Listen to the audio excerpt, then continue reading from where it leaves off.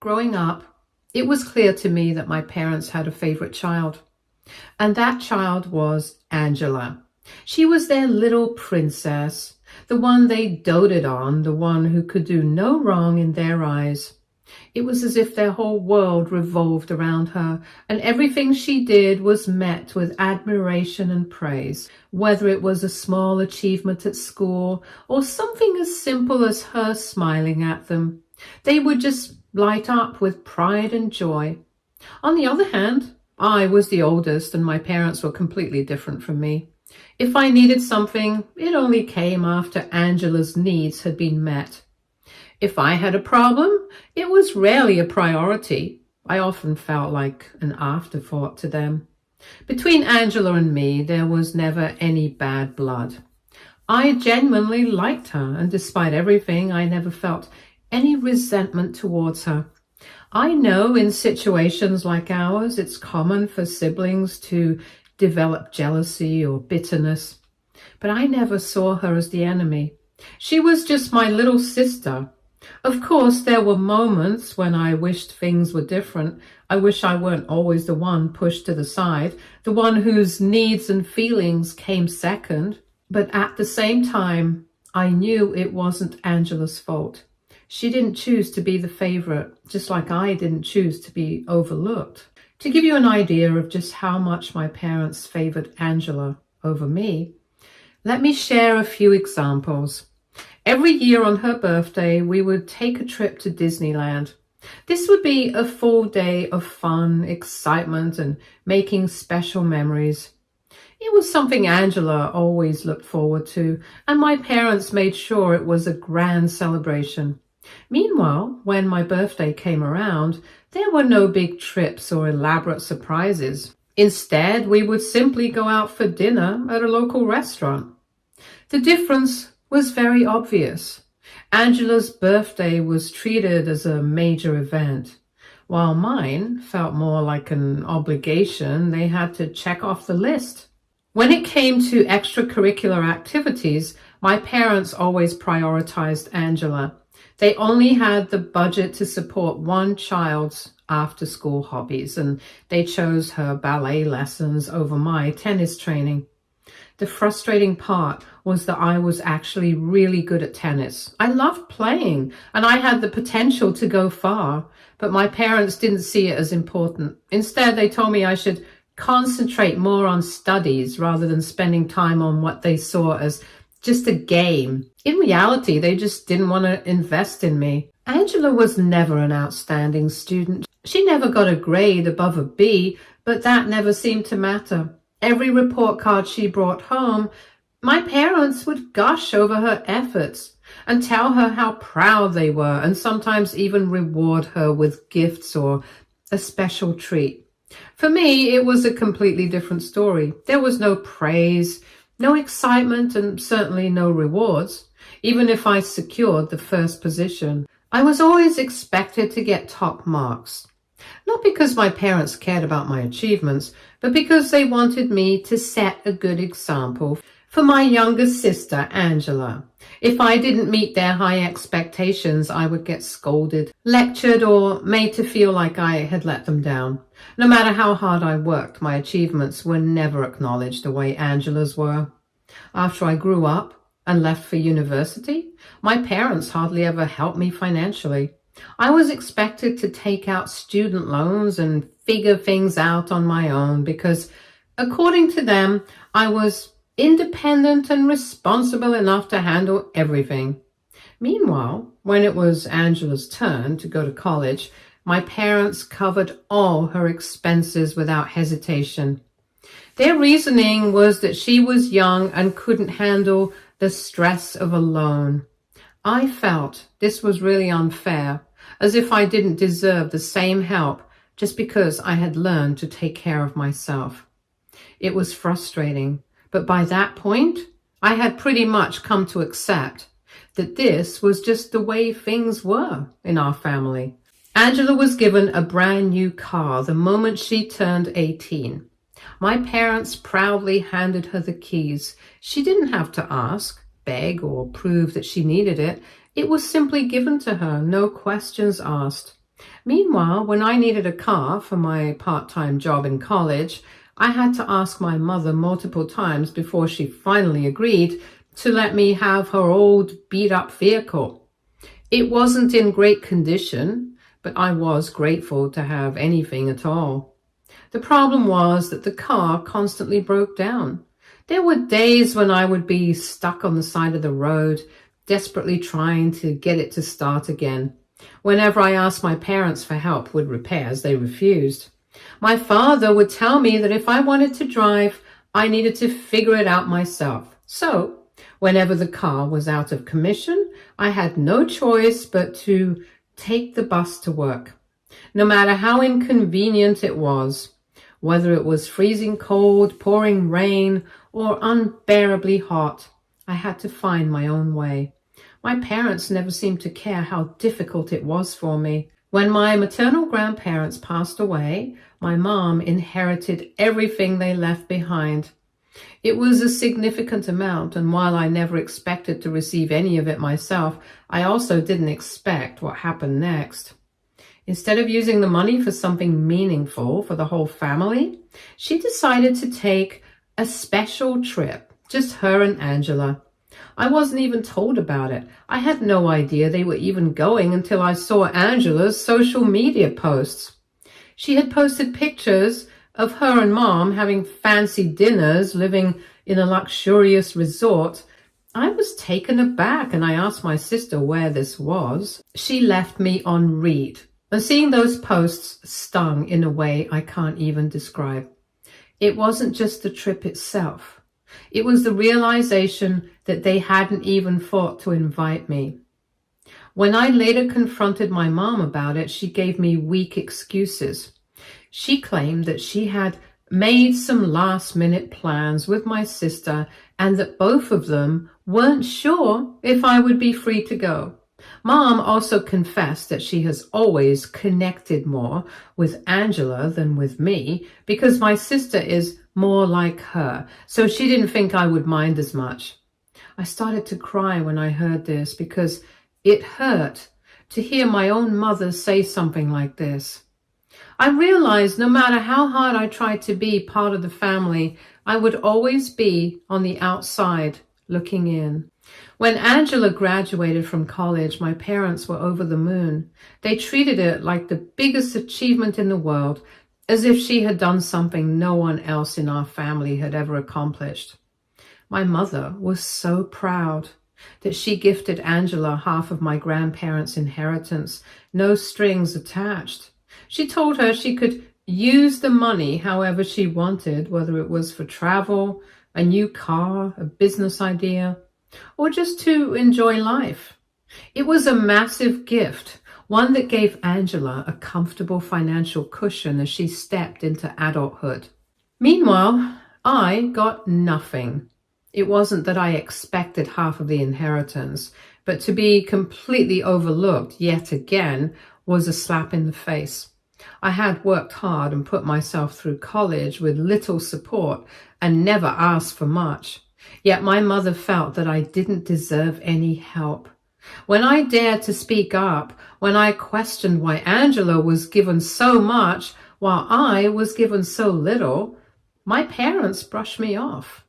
They told me that as the oldest, they expected me not to ask them for handouts, that I was supposed to be independent, strong, and self-sufficient. My dad tried to make it sound like a compliment, saying that he believed in me and that I didn't really need their help because I was capable of making it on my own. But that same belief never seemed to apply to Angela. She was always seen as the one who needed more help, the one who had to be protected and provided for.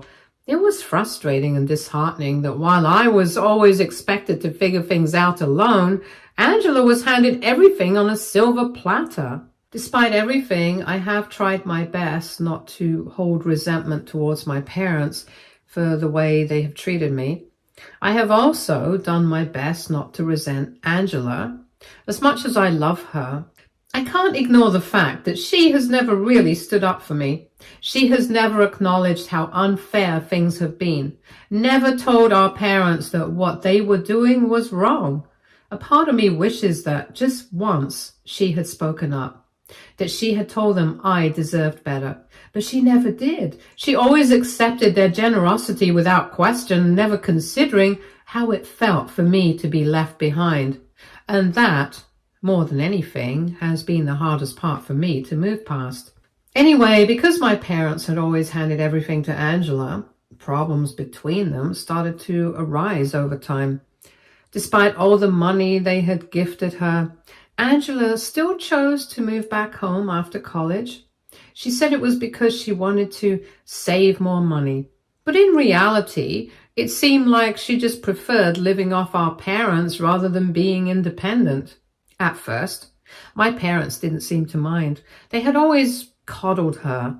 So having her back home was probably comforting for them. But slowly, the situation started to wear on them. Angela wasn't just living with them. She was fully relying on them for everything. She would insist that Dad buy expensive grocery items, not caring how much they cost or whether they fit within the household budget.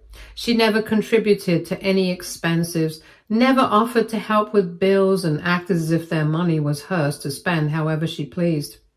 On top of that, she expected Mom to continue taking care of her like she was still a child. She wouldn't do her own laundry, instead making Mom handle it for her. She didn't help out with any household chores, never lifted a finger to cook or clean, and treated the house like it was her personal hotel. The same parents who had once given her everything without hesitation were now starting to feel the weight of their own choices and were starting to complain.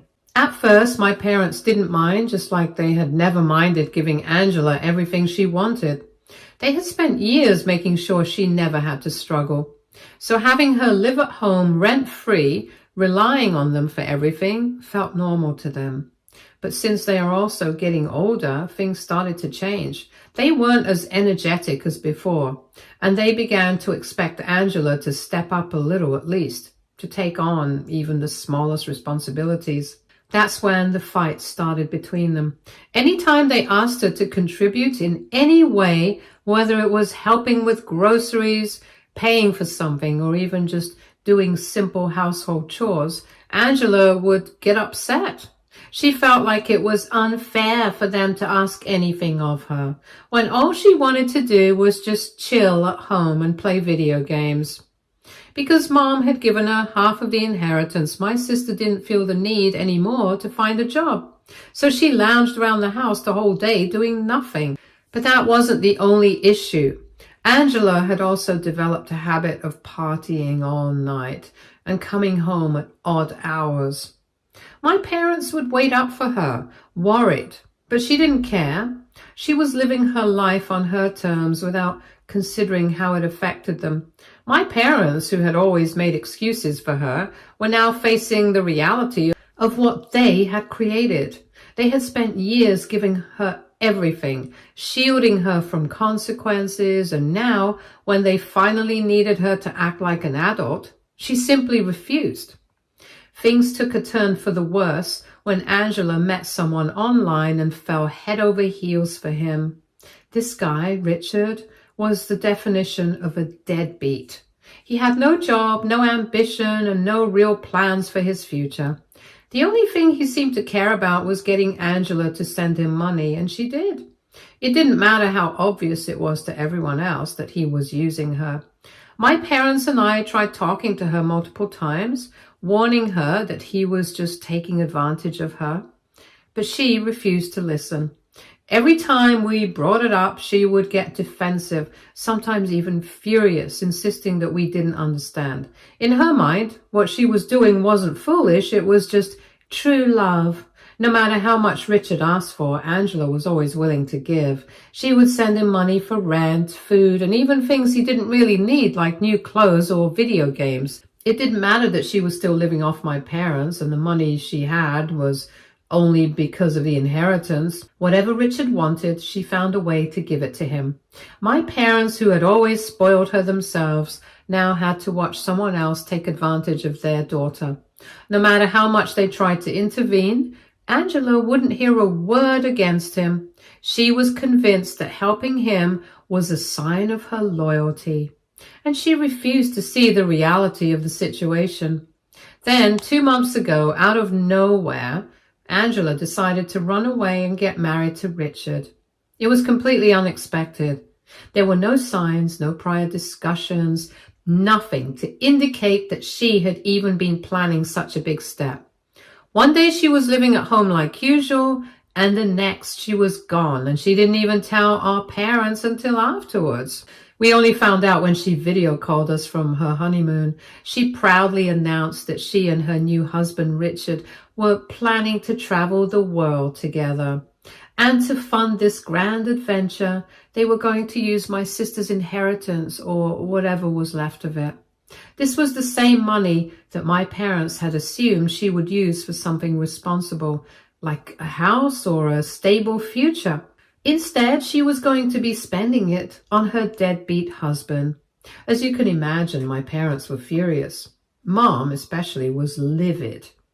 She thought she knew her daughter better than anyone. For years, my parents had favored her, given her everything she ever wanted, and now, in their eyes, she had just thrown it all away on a man she barely knew. Suffice it to say, things haven't been the same since. My parents, who once bent over backwards for Angela, have finally started seeing the consequences of their actions. They have reduced all communication with her.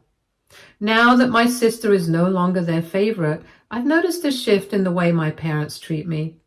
It's like suddenly they check in on me, want to go out and have lunch with me, and make an effort to include me in things they never cared about before. My mom, who used to barely acknowledge my presence unless she needed something, now calls me just to chat. She has suddenly started calling me every time she wants to go shopping. For years, I had watched her and Angela go on shopping trips together while I was left out. Now she acts as if it's normal to include me, as if we've always had this kind of bond. My dad also calls more to ask about my work, my health, and whether I need anything. Family dinners have also changed. Before, they would make plans without ever considering my schedule. I was just an afterthought, invited if it was convenient, but never a priority. But now, they arrange family dinners around my availability. They make sure I can attend, check in with me before making plans, and suddenly seem eager for my presence. It's strange, almost unsettling. Even socially, things have changed. If they are now invited to a wedding or a family gathering, they expect me to go with them. It'll be nice to have you there, they say, as if they had always cared about my presence. Meanwhile, when Angela was around, they never bothered to ask if I wanted to go. It's as if they've decided to make me my sister's replacement. Part of me wants to embrace this change, to finally get the attention and care I had longed for as a child, but another part of me remains skeptical. Was this just a matter of convenience because Angela was no longer around to be their perfect daughter? However, unlike Angela, they expect me to also work for them.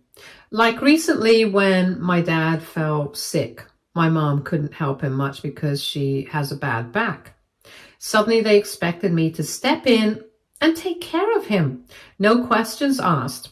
When my dad was in the hospital, they wanted me to visit him as much as possible, almost as if it was my responsibility to be there every single day. They expected I would drop everything and prioritize them, something they never asked of Angela when she was the one they doted on. Then, during Christmas, my parents sat me down for what seemed like an important conversation. They told me that they had decided to give me a portion of the inheritance that my mom had received from her grandparents. The same inheritance that they had previously decided not to pass on to me. Keep in mind, my mom had already given half of it to my sister, so now she wanted to share a part of what was left with me. My mom told me that she and Dad felt that they should have always given me the money from the beginning and hoped that now I could use this inheritance to invest wisely or buy myself a new car because, according to them, my 3-year-old car had served its purpose and it was time for an upgrade. I was completely caught off guard. My parents had never done anything remotely this generous for me before. For years, Angela had been the one receiving expensive gifts and financial support, while I had been told to be independent and take care of myself. So naturally, I was suspicious. I looked at them and asked, "Why are you suddenly being so nice to me?" And that's when they admitted the truth. My parents sighed and admitted that they had learned their lesson after everything that had happened with Angela. My father added that they both could never trust her again, since she had willingly used all her money just to run off and marry a deadbeat. So instead of giving her more money, which she would only waste, they had decided to give it to me because they were confident I would use it more responsibly. Mom looked at me and said that in return for their generosity, all they wanted was for me to become their make-do temporary favorite child. She said it so casually, as if it were a completely normal thing to say. According to her, this meant that I should listen to them, be there for them, and take care of them now that they were getting older and had no one else to rely on. Dad chimed in, adding that he had always known I was the more responsible one, and he had high hopes for me that I wouldn't disappoint them the way Angela had. I sat there staring at them, trying to process what I had just heard. Hearing them say that confirmed what I had already suspected. This wasn't love.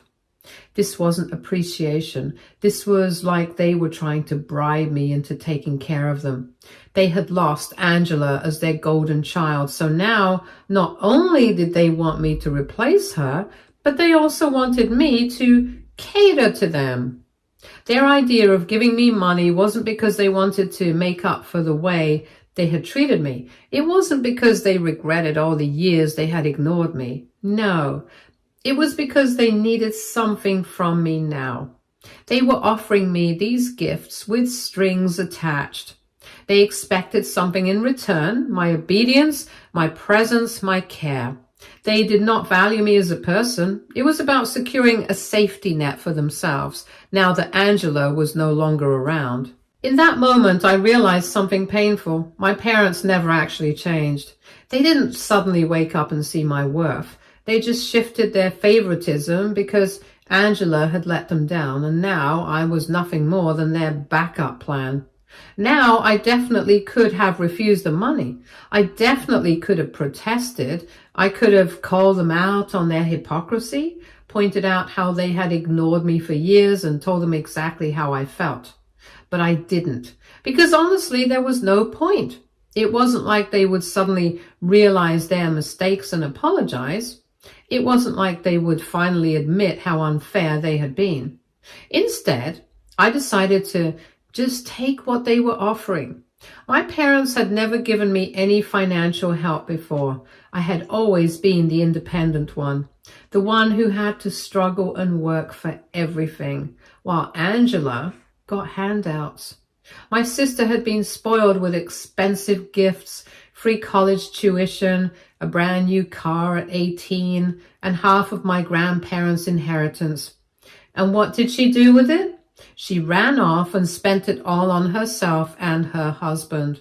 Meanwhile, I had worked hard for everything I had, without any help from my parents. She had already received more than enough from my parents over the years, so if they finally wanted to give me something, who was I to refuse? So I kept my mouth shut and accepted the money. However, ever since that, my parents' expectations of me have only grown. It's like every day they feel more and more entitled to me.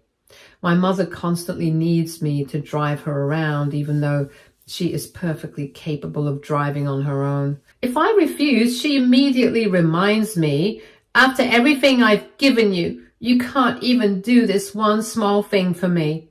She acts like the money she gave me was some kind of lifelong contract binding me to her every whim. My dad is no different. He now expects me to handle everything for him, paying his bills, ordering things online, filling out paperwork, making appointments, fixing things around the house. If he needs anything, he calls me first, as if I'm his personal assistant rather than his child. It's frustrating because although I did expect them to call me for help occasionally, I never expected that the entire burden would be all on me. These were never things they asked of Angela. She was never expected to be responsible for anything, but with me, it's like they assume I owe them my time and effort just because they finally decided to acknowledge me. And I hate it. On top of managing my own life and work, I now have to constantly think about my parents and their endless demands. It's exhausting, overwhelming, and incredibly unfair. I never asked for this money, but now it feels like they only gave it to me so that they could use it as leverage. To make things even worse, yesterday my mom fell down the stairs. She had to be taken to the hospital and the doctors ordered her to stay on bed rest for at least 2 weeks. Now my dad called me and asked me to move in with them so I could take care of mom 24/7. I was completely caught off guard. I told him that while I could visit every evening, there was no way I could just drop everything and move in to care for her full time. Dad pushed back, saying they had given me money specifically for this reason. So skipping work wasn't a big deal, but I stood my ground. I told him he couldn't just dictate my life and that I refused to become their full-time caregiver. Now my parents are upset and are accusing me of being too full of myself. So Reddit, am I the a-hole here? Update 1. I've seen a lot of people asking why I didn't just refuse the money or why I'm still engaging with my parents after everything they put me through. The truth is, I don't want to regret not helping them. As much as I resent the way they treated me growing up, they're still my parents. A part of me feels like if I completely cut them off, I might look back one day and feel guilty for not being there when they needed me. They're getting older, and while I know they're only turning to me now because Angela disappointed them, I can't help but feel some responsibility. Maybe it's the years of being forced into the mature and responsible role, or maybe it's just my own conscience, but I don't want to be the kind of person who walks away and later wonders, what if I had done more? That said, I also don't want to be taken advantage of. Ever since my parents started treating me like their new favorite, their expectations have been overwhelming. I'm trying to find a balance. I don't want to completely cut them out of my life, but I also don't want to let them guilt trip me into being at their beck and call. If they truly regret how they treated me in the past, they need to show it through their actions, not just by suddenly expecting me to step up and replace Angela. I haven't fully decided how to handle everything yet. In the end, I hired a caretaker for my mom and I'm covering the entire cost. However, my dad isn't happy with this decision. He insists that no outsider can take care of mom the way a family member can. He thinks I'm being selfish, but I don't care anymore. I can't keep them happy all the time. This is the best choice for everyone. Also, for everyone asking, yes, my sister is perfectly fine. She and her husband are still traveling and enjoying life. She video calls us once in a while, usually just to check in. But my parents barely tolerate her now. They're still furious about how she betrayed them by running off and using the money they gave her to fund her own adventures instead of, I guess, staying home and relying on them forever. It's honestly strange to see how quickly their love for her has turned into resentment.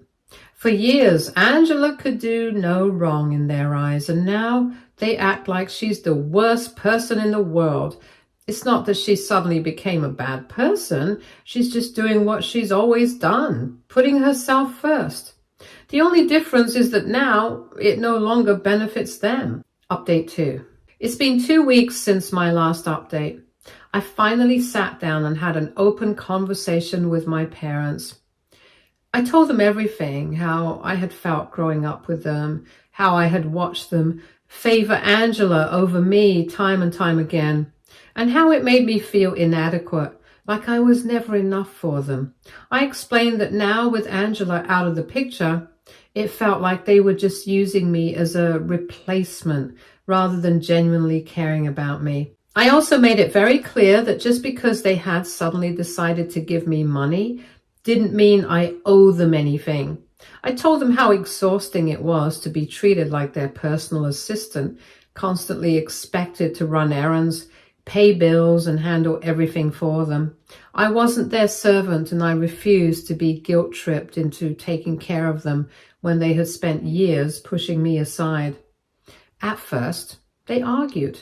They tried to justify their actions, saying things like, "We didn't think that you would mind," and "We just thought you were capable enough to handle everything," as if that somehow made up for their behavior.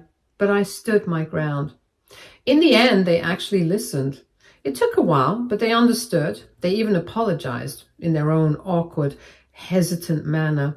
It's not a perfect resolution, and I don't think our relationship will dramatically improve overnight. After all, this is the first time that I have ever talked to them about my feelings. At least now they know if they want me in their life, they need to treat me with the respect I deserve. Update 3. It's been 4 months since my last update.